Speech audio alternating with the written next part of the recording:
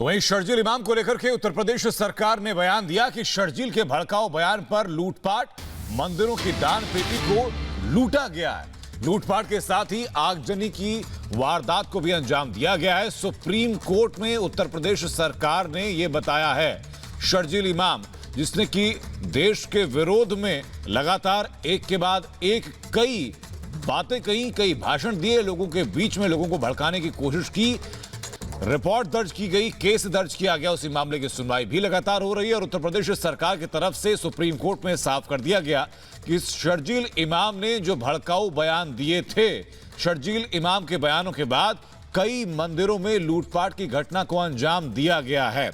हमारे सहयोगी अखिलेश राय इस वक्त हमारे साथ जुड़ चुके हैं। अखिलेश, क्या कुछ कहा गया शर्जील इमाम को लेकर के उत्तर प्रदेश सरकार के द्वारा सुप्रीम कोर्ट में? देखिए, आप पहले बता दें कि सुप्रीम कोर्ट ने शर्जील इमाम की याचिका पर नोटिस जारी कर दिया था कि क्यों ना सारे मामले को जो अदर स्टेट में चल रहे हैं सबको क्लब करके एक जगह ट्रांसफर कर दिया जाए और एक एजेंसी से इसकी जांच कराई जाए। इस पर यूपी सरकार ने और दिल्ली सरकार का जो जवाब आया है, यूपी सरकार ने यही कहा है कि मूल रूप से जो क्राइम है, एक तो देशद्रोह का मामला बनता है जिसमें उन्होंने आपत्तिजनक देश के खिलाफ बयान दिया था।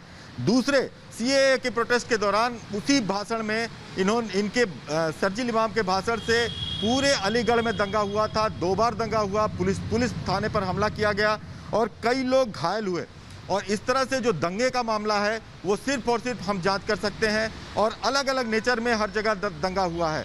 इसलिए यूपी सरकार ये चाहती है कि इसकी जांच एक जगह न की जाए, इसके जांच हमें करने दिया जाए, क्योंकि नेचर जो है क्राइम का वो डिफरेंट है। भाषण इन्होंने एक जगह दिया था, उस भाषण में देशद्रोह की भी बात कही गई थी, देश के खिलाफ बात कही गई थी।